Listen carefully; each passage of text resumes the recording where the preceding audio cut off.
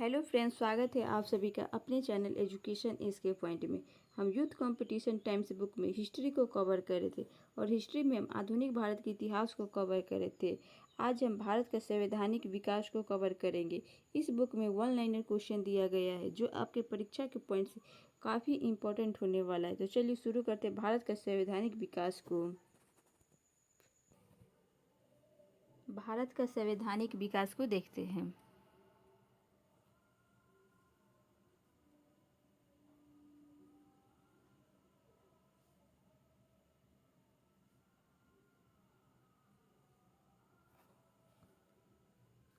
British सरकार ने company में व्याप्त भ्रष्टाचार एवं कुप्रशासन को दूर करने के लिए कौन सा एक्ट पारित किया था? तो रेगुलेटिंग एक्ट पारित किया था।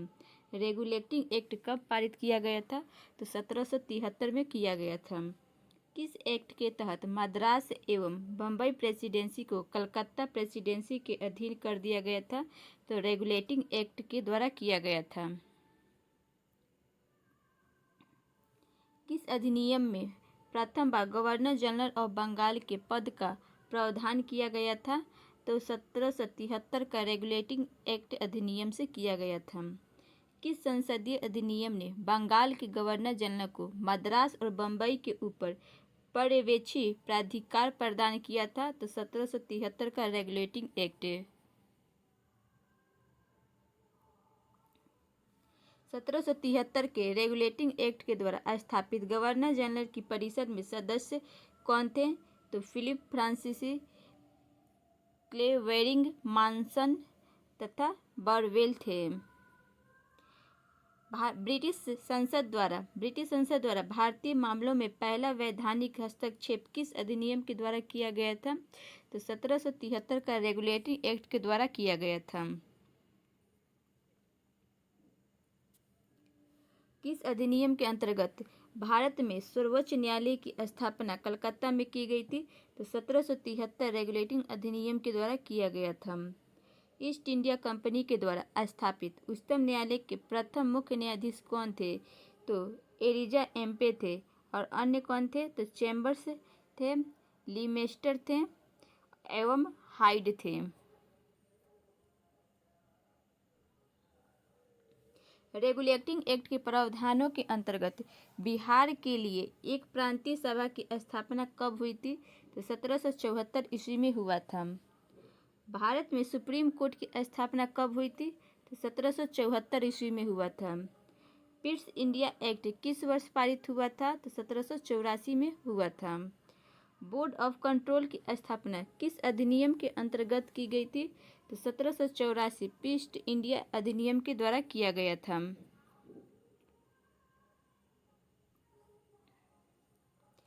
पिट्स इंडिया एक्ट 1784 के प्रमुख प्रावधान क्या थे?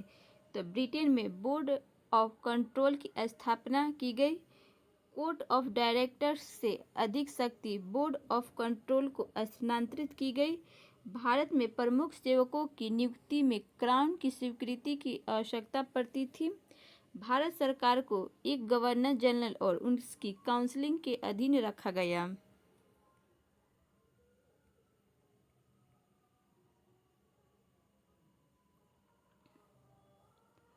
किस अधिनियम के तहत लॉर्ड कॉर्नवालिस गवर्नर जनरल को अपनी काउंसिलिंग समिति के फैसलों को रद्द करने का अधिकार मिला था? तो 1786 का एक्ट था।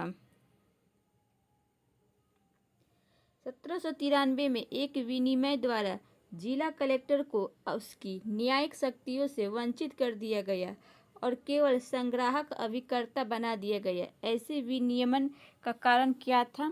तो लॉर्ड कॉर्नवालिस जिला कलेक्टर में संकेंद्रित इतनी विस्तृत शक्ति से सतर्क हो गया था और महसूस करता था कि एक व्यक्ति में इतनी परम शक्ति का होना अवांछनीय है।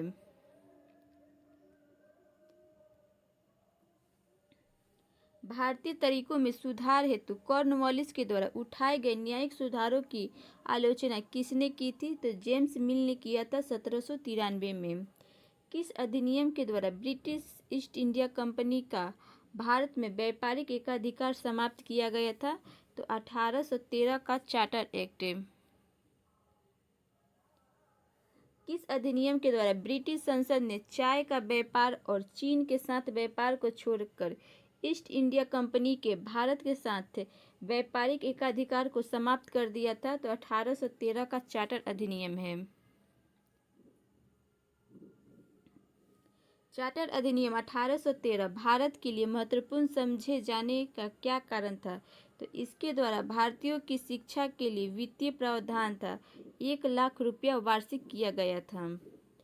किस अधिनियम ने भारतीयों के अपने ही देश के प्रशासन में पहली बार अवसर दिया था? तो 1833 का चार्टर एक्ट है। भारत के गवर्नर जनरल का पद किस अधिनियम के द्वारा सृजित किया गया था? तो 1833 का चार्टर एक्ट है। किस अधिनियम में यह प्रावधान किया गया कि बंगाल गवर्नर जनरल ही संपूर्ण भारत का गवर्नर जनरल होगा? तो 1833 का चार्टर एक्ट से हुआ। प्रथम विधि विशेषज्ञ किसे नियुक्त किया गया था? तो लॉर्ड मैकाले को किया गया था। चार्टर एक्ट 1833 के द्वारा। चार्टर एक्ट 1833 के प्रमुख प्रावधान क्या क्या थे देखते हैं। तो ईस्ट इंडिया कंपनी की व्यापारिक गतिविधियों का समापन था। काउंसिल में परम सत्ताधिकार के पदनाम को भारत के गवर्नर जनरल के पदनाम से बदलना था। काउंसिल में गवर्नर जनरल को विधिकर्ता की सभी शक्तियां प्रदान करना था और गवर्नर जनरल की परिषद में एक कानूनी सदस्य चौथे सदस्य के रूप में शामिल करना था।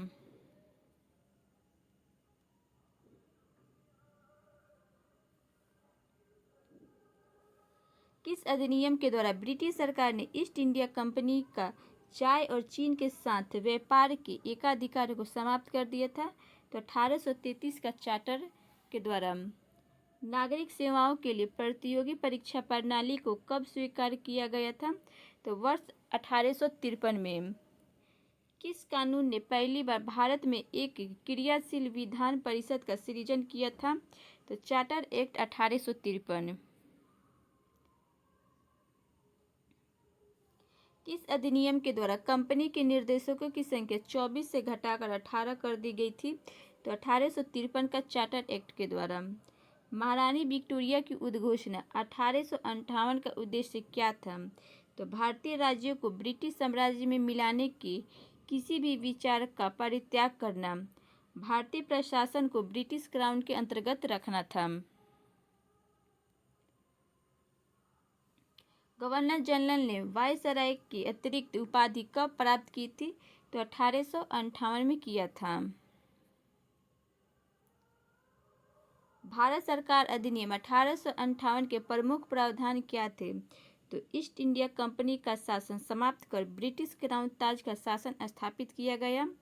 भारत की संपूर्ण जल तथा थल सेना इंग्लैंड के क्राउन के अधीन कर दी गई। भारत में ब्रिटिश शासन की देखभाल करने के लिए इंग्लैंड के मंत्रिपरिषद में भारत मंत्री पद सृजित किया गया, जो इंग्लैंड के संसद के प्रति उत्तरदायी था। और भारत मंत्री की सहायता के लिए भारत काउंसिल नामक 15 सदस्यीय समिति का गठन किया गया। भारत मंत्री को भारतीय काउंसिल का अध्यक्ष बनाया गया। भारत का शासन ईस्ट इंडिया कंपनी से क्राउन को किस अधिनियम के तहत स्थानांतरित किया गया था? तो 1858 के भारत सरकार अधिनियम के अंतर्गत किया गया। किस अधिनियम के अंतर्गत ब्रिटिश संसद ने ईस्ट इंडिया कंपनी को पूर्णतः समाप्त कर भारत में सीधा शासन करने का उत्तरदायित्व ग्रहण किया था? तो government of India act 1858।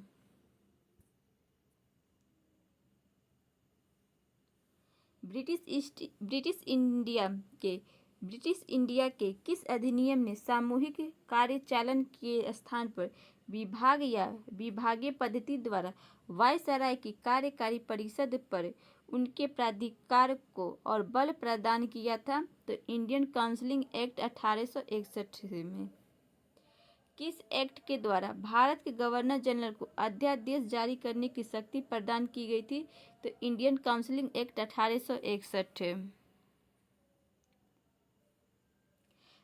Bombay, Madras और कलकत्ता में उच्च न्यायालयों की स्थापना कब की गई थी?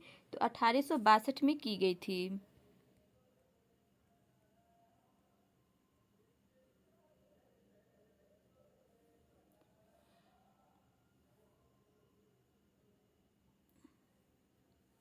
जिस समय आईसीएस में भारतीयों की आयु 21 वर्ष से घटाकर 19 वर्ष की गई, उस समय लॉर्ड सेलिसबरी क्या थे?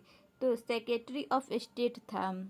बंगाल और बिहार में भूमि पर किराएदारों के अधिकारों को बंगाल किराएदारी अधिनियम के द्वारा कब प्रदान किया गया था? तो 1885 में। किस अधिनियम के अंतर्गत भारतीय विधान परिषद को बजट पर बहस करने की शक्ति प्राप्त हुई थी? तो भारतीय परिषद अधिनियम 1892 में। किस अधिनियम के द्वारा अंग्रेजों ने भारत में सर्वप्रथम परोक्ष निर्वाचन प्रणाली की शुरुआत की थी? तो 1892 में। किस गवर्नर जनरल ने सबसे पहले पृथक निर्वाचन मंडल की व्यवस्था मुसलमानों को जीतने एवं उन्हें कांग्रेस के विरुद्ध करने के लिए इस्तेमाल की थी? तो लॉर्ड मिंटो ने किया था। राष्ट्रीय आंदोलन की अवधि में किस घटना ने मतभेद के बीज बोए और अंततः देश का विभाजन कराया था? तो विधानसभाओं में मुसलमानों के लिए पृथक निर्वाचन क्षेत्रों और स्थानों का आरक्षण में किया गया था। ब्रिटिश भारत में सांप्रदायिक प्रतिनिधित्व की व्यवस्था किस अधिनियम के द्वारा की गई थी? तो मिंटो मार्लो सुधार 1909 के द्वारा किया गया था। किस अधिनियम ने भारत में पृथक निर्वाचन मंडल का आरंभ किया था? तो भारतीय परिषद अधिनियम 1909। भारत में ब्रिटेन के सभी संवैधानिक प्रयोगों में से सबसे कम समय तक चला था? तो 1909 ईस्वी का इंडियन काउंसिल एक्ट। द्वैध शासन का जनक किसे माना जाता है? तो सर लियोनी कार्टिस को माना जाता है।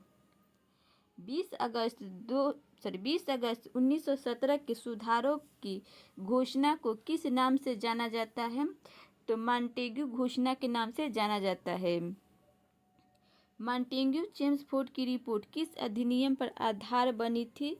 तो भारत सरकार अधिनियम 1919 के अधिनियम पर बना था।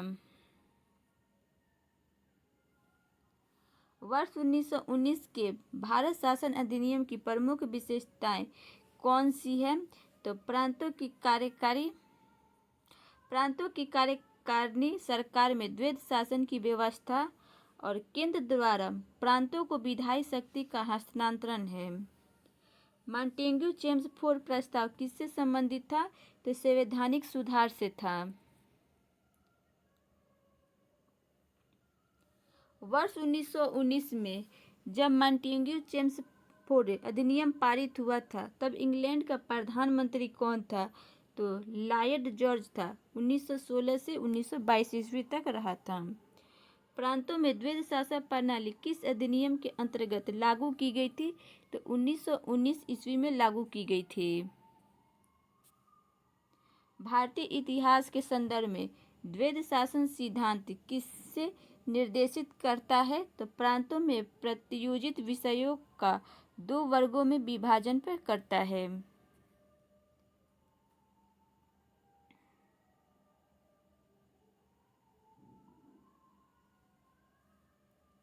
भारत में लोक सेवा आयोग की प्रथम बार स्थापना किस अधिनियम के द्वारा की गई थी?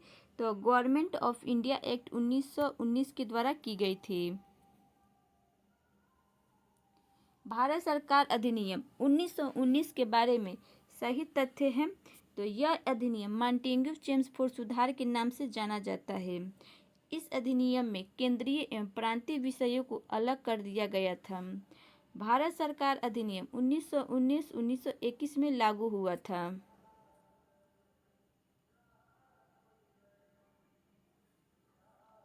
मॉन्टेग्यू भारत के राज सचिव एवं लॉर्ड चेम्सफोर्ड भारत के वायसराय थे। भारतीय उच्चायुक्त के पद पर सृजन किस अधिनियम में हुआ था? तो भारत सरकार अधिनियम 1919 में हुआ था। किस पार्टी ने 1919 के अधिनियम की उपयोगिता में संदेह व्यक्त किया था? तो स्वराज पार्टी ने किया था। सन 1935 के विधेयक में के तहत गठित संयुक्त संसदीय समिति के अध्यक्ष कौन थे, जिसके परिणाम स्वरूप भारत सरकार अधिनियम 1935 निर्मित हुआ था? तो लॉर्ड लिंथिंगो थे। भारत सरकार अधिनियम 1935 किसकी रिपोर्ट पर आधारित था? तो साइमन कमीशन की रिपोर्ट पर आधारित था।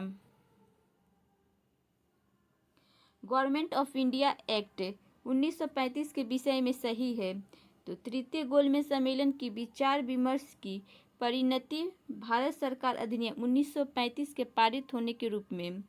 भारत सरकार अधिनियम 1935 ब्रिटिश भारत के सूबों और भारतीय रियासतों के एक संघ पर आधारित ऑल इंडिया फेडरेशन के गठन का उपबंध किया गया है। 1935 के भारत सरकार अधिनियम की प्रमुख विशेषताएं क्या थी? तो केंद्र में एक अखिल भारत संघ का उपबंध, केंद्र में द्वैध शासन की स्थापना, द्विसदनीय केंद्रीय विधानमंडल, प्रांतीय स्वायत्त शासन का उपबंध, प्रांतीय विधानमंडल, एक संघीय न्यायालय फेडरल कोर्ट की स्थापना का उपबंध, प्रांतों में द्वैध शासन की समाप्ति, गवर्नरों को विधायी क्रियाओं में निषेधाधिकार, केंद्र एवं प्रांतों में शक्तियों का विभाजन था।